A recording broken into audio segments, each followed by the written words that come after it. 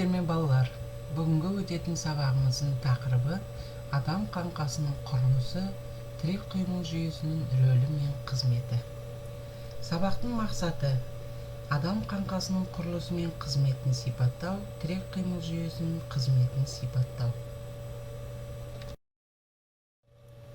Тірек қимыл жүйесі.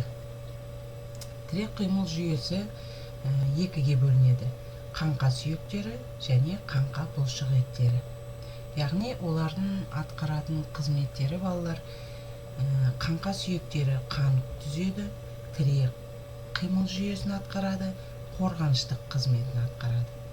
Ал қаңқа бұлшық еттері қимыл қозғалысты қамтамасыз етеді, ішкі мүшелерді қорғайды.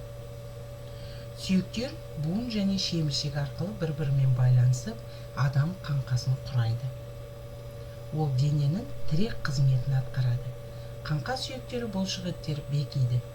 Бұл тірек қимыл жүйесінің белсенді бөлігі. Дене қозғалысы қаңқа бұлшық еттерінің жиырылуының есебінен жүзеге асады. Қаңқа бұлшық еттері жеке топтарының жиырылуы нәтижесінде жеке сүйектер және бүкіл дене қозғалады. Тірек қызметінен басқа қаңқа сүйектері ішкі мүшелерді механикалық зақымданудан қорғайды. Мысалы балалар, ми бір-бірімен берік байланысқан бас сүйектері арқылы қорғалған. Кеуде қуысының сүйектері жүрек пен өкпені қорғайды. Сүйектің кемікті затын толтырып тұратын қызыл кемігінде қан жасушалар түзіледі. Сүйектің құрамында минералдық заттар, фосфор, кальций көп болғандықтан олар зат алмасуға қатысады. Ары қарай адам қаңқасы. Адам қаңқасы бірімен бірі өзара әртүрлі байланысқан жеке сүйектерден тұрады. Ересек адамның қаңқасында 200-ден астам сүйектер бар. Ағзада болатын барлық сүйектер пішіні, мөлшері жағынан ұзын сүйектер, қысқа сүйектер, жалпақ сүйектер деп бөлінеді. Ұзын сүйектерге қол-аяқты құрайтын жіліктер жатады. Ұзын сүйектердің жілік майы толтырып тұратын ортаңғы бөлігі қуыс болғандықтан түтікті сүйектер деп те атайды. Жалпақ сүйектердің ұзындығы мен ені әртүрлі. Жауырын, бас сүйек, қабырға, төс, жамбас сүйектері жалпақ сүйектер деп бөлінеді. Адам қаңқасының бөлімдері бас сүйекке, тұлғаға, қол, аяққа бөлінеді. Үш түрге. Яғни бас сүйекте бет бөлігі, ми сауыт бөлігі болып келеді. Ал тұлға бөлігі омыртқа жотасы, кеуде қуысы болып бөлінеді. Қол аяқ бөлігі қол аяқ, иық белдеуі, қолдың еркін қозғалатын белдеуі, жамбас белдеуі, аяқтың еркін қозғалатын. Адам қаңқасының бөлімдері. Қаңқа бөлімдері бас сүйек, дене, омыртқа жотасы мен кеуде қуысы және қол аяқ сүйектерінен тұрады. Бас сүйекте екі бөлім бар. Бас сүйектері жұп және тақ болып бөлінеді. Ми бөлімі шүйде және маңдай тақ сүйектері, төбе және самай сүйектері болып бөлінеді.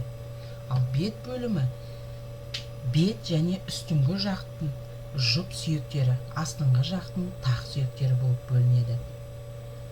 Кеуде қуысы 12 жұп қабырғадан тұрады. Барлық сүйектер жалпақ, жартылай қозғалмалы болып байланысқан. Қабырғалар омыртқа жотасы мен буын арқылы байланысқан. Омыртқа жотасы 33-34 омыртқадан тұрады және 5 бөлімге бөлінген. Мойын 7 омыртқа, арқа 12 омыртқа, бел 5 омыртқа, 8 көз 5 омыртқа, құйымшақ 4 пен 5 омыртқадан. Омыртқалар аралас сүйектерге жатады.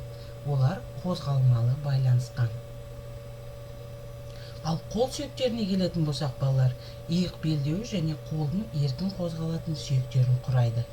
Қол сүйектері жұп жауырын және жұп бағанадан тұрады. Ал аяқ сүйектері жамбас белдеуі және аяқтың еркін қозғалатын сүйектерінен тұрады.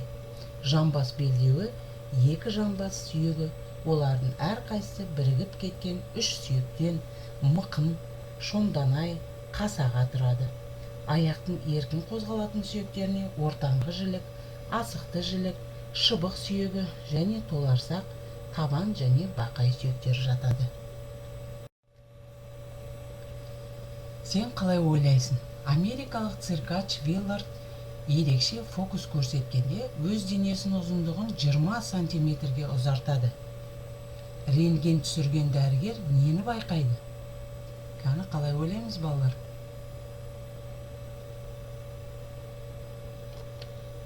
Әрине, ол қысқа уақыт ішінде оның омыртқасын манипуляциялау арқылы фокус көрсеткен. Оның омыртқалар арасындағы кеңістікті созып, қысқарта алады.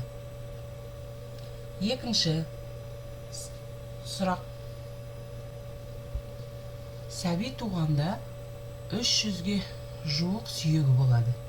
Өсе келе ол небары 206-ға қысқарады. Қалай ойлайсыңдар, балалар? Қаны ойланып көрейік.